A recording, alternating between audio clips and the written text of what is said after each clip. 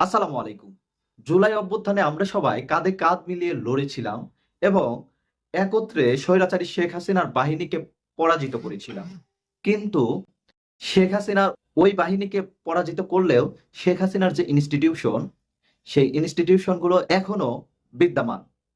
সম্প্রতি আমার দেশ পত্রিকায় প্রকাশিত এক নিউজ দেখে বুকের ভেতরটায় নাড়া দিয়ে উঠল। আসলে কাদের জন্য আমরা লড়াই করেছিলাম? স্বৈরাচারী এই বাহিনী এখনো এক্সিস্ট কিভাবে করে? শহীদ ইয়ামিনকে আমরা সবাই চিনি। শুরুতেই শহীদ ইয়ামিনকে চেনানোর জন্য একটা ভিডিও দেখাচ্ছি, দেখতে পাচ্ছেন।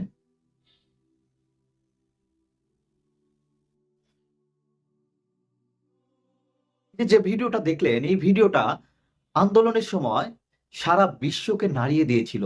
বাংলাদেশের শেখ হাসিনার পুলিশ বাহিনী যে কতটা বর্বর, এই ভিডিওটা দেখার পরে মানুষ বুঝেছিল কত নৃশংস হলে পুলিশের এপিসি থেকে কিভাবে একটা আহত মৃত্যু পথযাত্রী এক শিক্ষার্থীকে এপিসি থেকে ধাক্কা মেরে ফেলে দেওয়া হলো ঠিক আছে, তারপরে হাত পা ধরে টেনে নিয়ে রাস্তার উপর ফেলে দিল।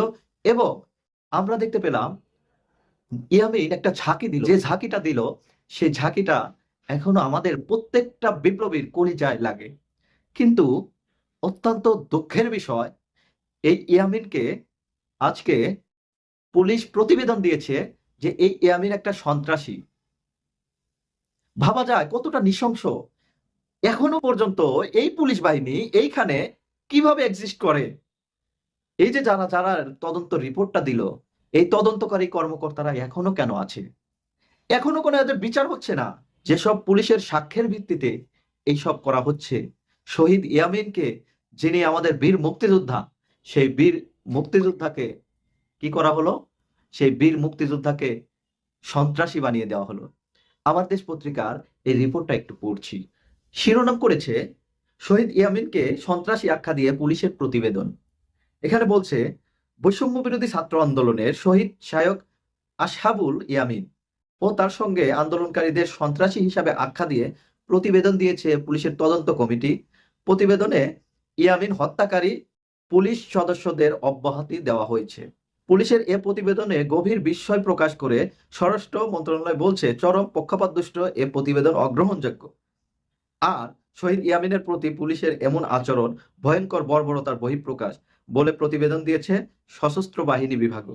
স্বরাষ্ট্র মন্ত্রণালয় সূত্র আমার দেশকে এ তথ্য জানিয়েছে।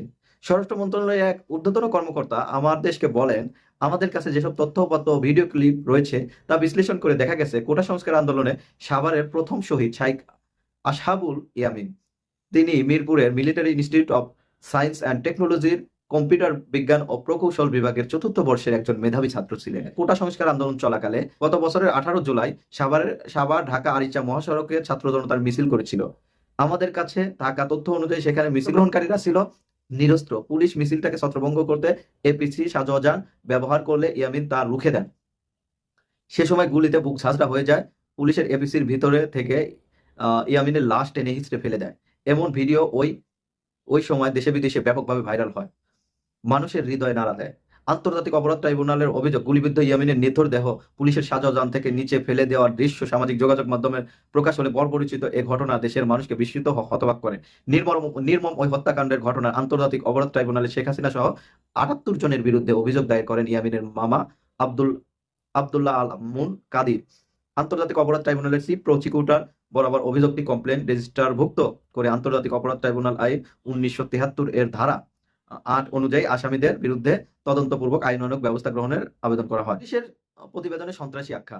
স্বরাষ্ট্র মন্ত্রণালয়ের নিরাপত্তা বিভাগের একজন কর্মকর্তা আমার দেশকে বলেন, নির্মম ওই হত্যাকাণ্ডের ঘটনাকে তদন্তের জন্য স্বরাষ্ট্র মন্ত্রণালয়ের নির্দেশে পুলিশ সদর দপ্তর পুলিশ সুপার কার্যালয়ের অতিরিক্ত পুলিশ সুপার মোহাম্মদ নূর আলমকে সভাপতি করে সহকারী পুলিশ সুপার মোহাম্মদ আব্দুল্লাহ আল মামুন ও সহকারী পুলিশ সুপার এনায়েত হোসেন সদস্য করে 3 সদস্য বিশিষ্ট কমিটি গঠন করে। এই কমিটি ইয়ামিন হত্যার বিষয়ে একটি প্রতিবেদন পেশ করে। গত 12 জানুয়ারি জননিরাপত্তা বিভাগের পুলিশ শাখা থেকে ওই প্রতিবেদনের বিষয়ে স্বরাষ্ট্র মন্ত্রণালয়ের বৈঠকে উপস্থাপনের জন্য একটি সারসংক্ষেপ তৈরি করে। সাভারের ঘটনা পুলিশ প্রতিবেদনে বলা হয়, বৈষম্য বিরোধী ছাত্র আন্দোলন চলাকালে শেখ হাসাবুল ইয়ামিন শাহজাহান পিছন থেকে উপরে উঠে এপিসি অবস্থানরত অফিসার্স ও ফোর্সদের আক্রমণ করতে উদ্যত হলে এপিসিতে অবস্থানকারী পুলিশ সদস্যরা এপিসির উপরে ঢাকনা বন্ধ করে দেন। এপিসির বাইরে থাকা সন্ত্রাসীদের ছোড়া এলোপাতাড়ি গুলি ও পরবর্তীতে শত শত আক্রমণকারী মুহুর্মুহুর ইটের আঘাতে আহত শেখ আসহাবুল ইয়ামিন এপিসির উপর লুটিয়ে পড়ে। এই যে বিষয়টা আসলে কি বলবো, বলার ভাষা নেই। শহীদ ইয়ামিনকে বলা হচ্ছে যে সন্ত্রাসীদের গুলিতে নিহত হয়েছে। আমরা যেটা দেখলাম যেভাবে ইয়ামিনকে টেনে হিঁচড়ে নামানো হলো, এখন এই যে তদন্ত কর্মকর্তা তিনজন এখনো এক্সিস্ট করছে কেন বাংলাদেশে? বাংলাদেশে ওরা আছে কেন? বাংলাদেশে ওরা আছে কেন? ওদের বাংলাদেশে থাকার কোনো অধিকার নেই। যারা শহীদ ইয়ামিনকে সন্ত্রাসী আখ্যা দিয়েছে, ওই প্রতিবেদন তিন কর্মকর্তাকে অতি দ্রুত যদি গ্রেপ্তার করা না হয় আবার আন্দোলন হবে। আর এই সরকার, স্বরাষ্ট্র মন্ত্রণালয় কি দায়িত্ব পালন করছে যে এই রকম ঘটনা ঘটতে পারে? স্বৈরাচারী শেখ হাসিনার এখনো পর্যন্ত পাঁচাটা কিছু পুলিশ সদস্য এখনো কিভাবে আছে? এই সরকার কেন এখনো পর্যন্ত ব্যবস্থা নেয়নি? এখনো পর্যন্ত কেন এই পুলিশের মধ্য থেকে যারা আওয়ামী লীগের দালাল সেইগুলোকে বেছে বেছে কেন অব্যাহতি দেওয়া হয়নি? কেন বাংলাদেশ থেকে এদেরকে বিতাড়িত করা হয়নি? এটা জাতির প্রশ্ন। যদি ছাত্র জনতাকে এই প্রশ্নের উত্তর না দিতে পারেন তাহলে বাংলাদেশের ছাত্র জনতা আবার গর্জে উঠবে। বিচার যদি না হয়, বাংলাদেশে স্বৈরাচারী শেখ হাসিনার বিচার হতে হবে এবং এই গণহত্যাকারী প্রত্যেকটা পুলিশকে ধরে বিচার করতে হবে। এবং তৎকালীন সময়ে যেসব ওসি, ডিসি, এডিসি যারা ছিলেন প্রত্যেকেই স্বৈরাচারের দোষর ছিল, কোনো বদলি নয়। তাদেরকে সরাসরি বরখাস্ত করতে হবে এবং আইনের আওতায় আনতে হবে। এই গণহত্যার সাথে তারাও জড়িত। যদি এদের বিচার না করা হয় বাংলাদেশের ছাত্র জনতা মেনে নেবে না। কত কতখানি ভয়ঙ্কর হলে স্বৈরাচারী শেখ হাসিনা পালিয়ে যাওয়ার 5 মাস পরেও শহীদ ইয়ামিনকে সন্ত্রাসী আখ্যা দেওয়া হয়, এটা কতটা ভয়ানক। তার মানে সরকারের প্রত্যেকটা ইনস্টিটিউশন আওয়ামী পান্ডাদের দ্বারা বেষ্টিত এবং প্রত্যেকটা ইনস্টিটিউশনকে এই আওয়ামী পান্ডা মুক্ত করতে হবে।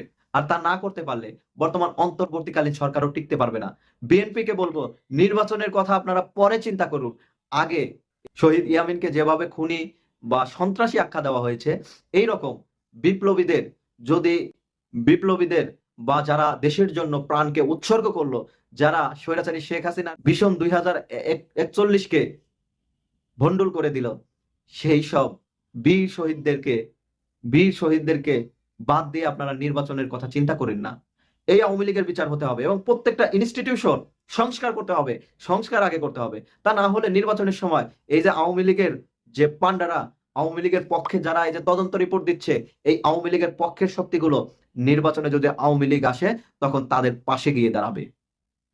এই জন্য আগে সংস্কার দরকার।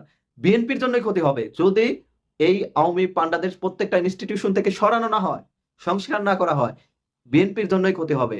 এখনই শহীদ ইয়ামিনকে সন্ত্রাসী আখ্যা দেওয়া হচ্ছে, শহীদ আবু সাইদদের নিয়ে উল্টাপাল্টা কথা বলা হচ্ছে। আমরা দেখেছি এক ম্যাজিস্ট্রেট, লেডি ম্যাজিস্ট্রেট আবু সাইদকে নিয়ে উল্টাপাল্টা কথা বলেছে। এখন এটা সরকার মেনে নিতে পারে কিন্তু ছাত্র জনতা মেনে নিবে না, এটা মনে রাখতে হবে। ছাত্র জনতার মাধ্যমে এই বিপ্লব হয়েছে। যদি স্বৈরাচারী আওয়ামী লীগ আবার ফিরে আসে, এই ইনস্টিটিউশন গুলো যদি এক্সিস্ট করে, তাহলে যারা আমরা বিপ্লবী ছিলাম তাদের গলায় ফাঁসি ঝুলবে। এখন তাহলে আপনারা নির্বাচন খেলা কেন খেলতে চাচ্ছেন? এখনই আপনাদের সঠিক পথে আসতে হবে এবং সরকারকে বলবো অতি দ্রুত এই তদন্ত কর্মকর্তাদের গ্রেপ্তার করুন এবং যেসব পুলিশ সদস্যরা এরকম তদন্ত রিপোর্ট বা সাক্ষী দিয়েছে এই সাক্ষীগুলোকে ধরতে হবে। আওয়ামী পান্ডাদের কারো ছাড় নেই, প্রয়োজন হলে আবার রাজপথে নামা হবে। ভালো থাকবেন সবাই। ইনকিলাব জিন্দাবাদ।